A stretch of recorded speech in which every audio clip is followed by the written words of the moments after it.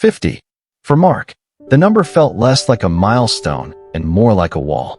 Decades dedicated to a career that once felt solid, now felt stagnant. The industry shifted, technology galloped ahead, and whispers of outdated and overqualified seemed to echo in the hallways. He dreamt of something different, a second act, work that resonated more deeply. But the thought felt absurd. Start over? At his age? Learn new skills in a world dominated by digital natives? The fear of irrelevance, of being too old to adapt, felt like an anchor. What if the very technology that seemed to be leaving him behind could become his bridge forward? What if artificial intelligence wasn't just for the young guns, but could be a patient mentor, helping him translate decades of wisdom into new, relevant skills? Join us as we explore how Mark challenged the myth of the midlife wall with an unlikely digital guide. There's a quiet weight that can settle in midlife. The accumulation of years, experiences, responsibilities, and sometimes a creeping sense of limitation. The horizon, which once seemed boundless, can feel like it's drawing closer, the possibilities narrowing. Mark remembered the energy of his 20s, the ambition of his 30s, the confidence of his 40s. Now, facing 50, a different narrative often takes hold. Society subtly suggests it's time to wind down, to protect what you have, not to risk embarking on something new. The message is, your learning years are behind you. This narrative is insidious. It seeps into our self-perception. We start to believe it. I'm not tech savvy. My brain isn't as sharp as it used to be. They'll hire someone younger, faster, cheaper. These thoughts become self-fulfilling prophecies, building the very walls we fear. But what if age isn't a barrier, but a foundation? What if decades of experience, navigating challenges, understanding people, developing resilience, are actually superpowers in disguise? The challenge isn't the number 50 or 60 or 70. The challenge is overcoming the story we tell ourselves about that number. How could Mark rewrite his story, not by denying his age, but by honoring the wisdom it held and finding new ways to express it? He tried. He signed up for an online course on digital marketing, something he thought might bridge his experience with current needs. But the pace felt frantic, the jargon impenetrable.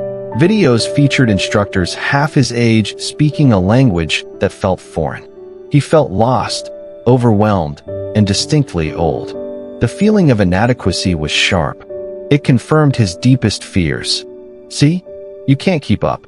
He looked at job descriptions requiring skills he didn't possess. SEO, content creation, social media analytics. It felt like trying to learn quantum physics overnight. Where would he even start? And who would hire a 50-something beginner? Well-meaning advice often missed the mark. Just network. Update your LinkedIn. Maybe do some consulting? It all felt like rearranging deck chairs on a ship he felt was slowly sinking. He didn't just need contacts. He needed new capabilities, a renewed sense of confidence, a way to translate his existing knowledge into a new context. He'd heard about AI, of course, mostly in the context of jobs being automated or complex algorithms he couldn't fathom. It seemed like another wave of technology designed to make people like him obsolete. Using it felt counterintuitive, almost like consorting with the enemy. Could this impersonal machine possibly understand his situation, his learning style, his anxieties? The gap between where he was and where he felt he needed to be seemed impossibly wide. It wasn't just about learning a new skill. It was about overcoming the psychological barrier of feeling left behind. How could he possibly compete? How could he regain a sense of agency and value in a professional world that seemed to worship youth and rapid change? Could this AI, this ghost in the machine, offer anything more than generic advice and further confirmation of his perceived obsolescence? This feeling, this sense of being stuck while yearning for something more meaningful, is not new. It echoes through time, in stories of seekers who felt their moment might have passed. Consider the story of Subhata, a wandering ascetic from ancient India. Subhata was already an old man, respected in his own right, when he heard that the Buddha, the Enlightened One, was nearby, resting in his final days before passing into Mahaparinibbana. For years, Subhata had carried a question in his heart, a doubt he couldn't resolve through his own practices or discussions with other teachers. He wondered, were the famous teachers of his time truly enlightened, as they claimed? Or was enlightenment something else entirely? This question gnawed at him. He felt his time was running short, and the chance to ask the Buddha himself, the one widely acknowledged as fully awakened, might be his last. He journeyed to Kusinara, to the sal grove where the Buddha lay between two trees. But when he arrived, the Venerable Ananda, the Buddha's devoted attendant, gently tried to turn him away. "Friend Subhata," Ananda said, his voice heavy with grief, "do not trouble the teacher now. The Blessed One is weary. His time is near." Imagine Subhata's despair. He had traveled far, an old man seeking clarity at the 11th hour, only to be told it was too late. The door seemed closed. Was his age, his timing, an insurmountable barrier to the wisdom he sought? But Subhata persisted, respectfully. "Venerable Ananda," he pleaded, "it is rare for enlightened ones, Tathagatas, to arise in the world. I have heard the teacher is here. Please, allow me to see him. Perhaps I might resolve my doubt." He asked not once, but 3 times. The Buddha, even in his final moments, overheard their exchange. His compassion extended to all sincere seekers, regardless of their age or background. He addressed Ananda. "Enough, Ananda. Do not keep Subhata away. Let him approach. Whatever he asks will be for the sake of knowledge, not to trouble me, and he will quickly understand my answers." And so, the old ascetic Subhata was granted audience. He asked his question about the other teachers. The Buddha, instead of directly criticizing others, offered Subhata the core of his teaching, the Noble Eightfold Path. He explained that true liberation, true enlightenment, is found only where this path of wisdom, virtue, and concentration is practiced, regardless of the teacher's fame or claims.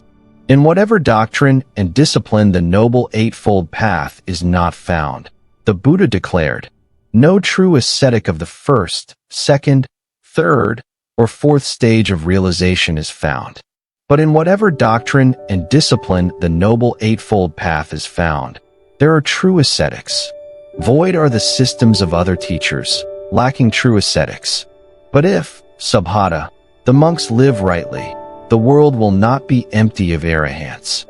Subhata understood immediately. His lifelong doubt vanished. Filled with faith and clarity, he asked to be ordained, right then and there, even as an old man on the eve of the Buddha's passing. The Buddha accepted him, making Subhata the very last disciple ordained by the Buddha himself. And through diligent practice, even in that short time, Subhata attained arahantship, full liberation, before the Buddha finally passed away.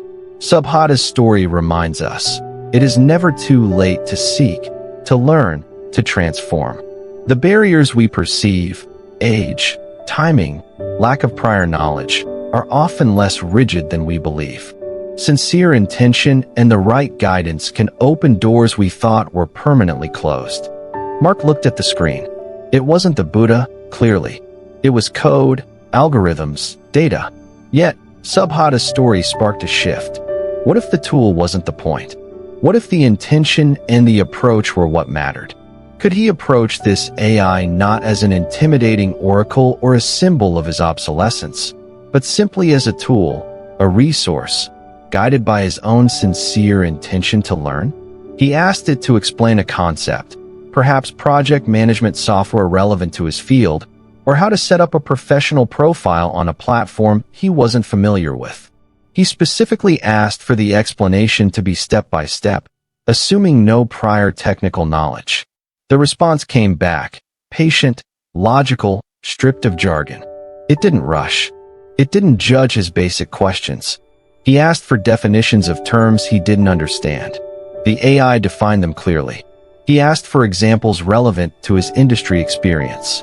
The AI provided them, connecting the new information to his existing knowledge base. It felt less like a confusing lecture and more like a personalized tutorial, paced entirely by him. The revelation wasn't that the AI was magically bestowing skills upon him. The shift was in realizing the AI could act as a translator and a scaffolding. It could break down complex information into manageable chunks.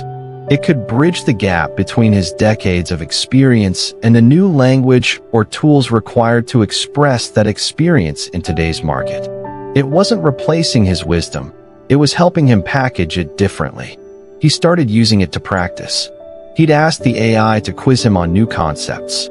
He'd draft emails or short proposals based on AI suggestions, then refine them with his own voice and experience. He realized the AI was excellent at providing structure, generating options, and handling the repetitive parts of learning, freeing him up to focus on understanding, critical thinking, and adding his unique human touch. The fear of being too old began to recede, replaced by a growing sense of possibility. He wasn't trying to become a 20-something tech whiz. He was Mark, 50-something, with a wealth of experience, now equipped with a tool that could help him learn specific, targeted skills at his own pace. The AI wasn't the teacher. He was the learner, and the AI was his infinitely patient, personalized assistant. The wall didn't crumble overnight, but he'd found a way to start building a gate. Learning, especially later in life, isn't just about acquiring information, it's about integration. It requires space, reflection, and practice, not just on the screen, but within oneself. Mark made a conscious effort to balance his screen time with stillness.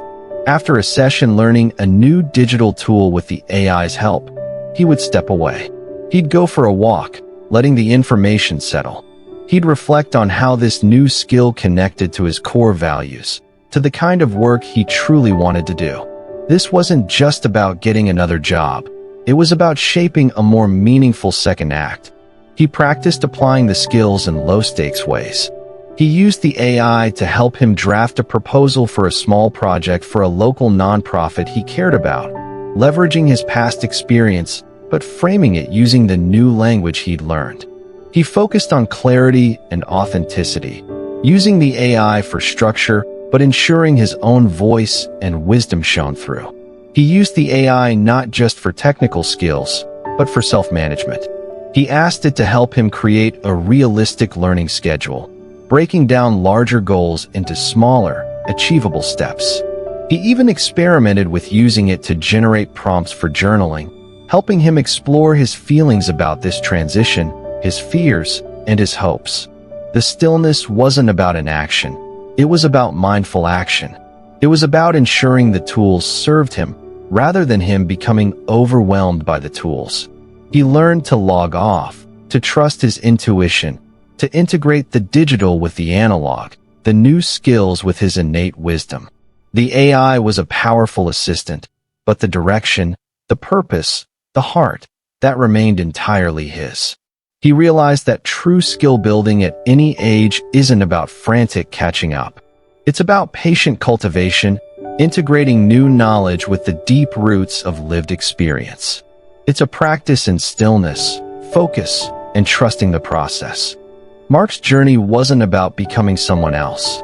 It was about becoming more fully himself, equipped with new ways to share his value in a changing world.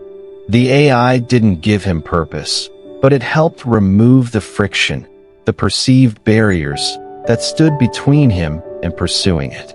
It makes us wonder, how many of us hold back from learning, from growing, from starting anew, simply because we've accepted a limiting story about our age, our capabilities, or our relationship with technology? What wisdom lies dormant within you, waiting for a new way to be expressed? And could the very tools that seem intimidating become unlikely allies in unlocking that potential, helping you build a bridge from your experience to your aspirations, no matter your age? How might you use the resources available today, not to chase fleeting trends, but to patiently cultivate the next chapter of your own meaningful work. Feeling inspired by Mark's journey? Perhaps you're navigating your own midlife transition or simply curious about how technology and mindfulness can intersect. We invite you to explore further. Subscribe to the Noble Wisdom Path for more stories and practices that blend timeless wisdom with modern life. Find resources, guided meditations, and a community exploring mindful living in a complex world. Share your thoughts in the comments below. Have you ever felt limited by age? How have you navigated career transitions? Your experience adds to our collective wisdom. Remember, learning has no age limit, and wisdom only deepens with time. Thank you for joining us on the Noble Wisdom Path. May your journey be filled with purpose and peace.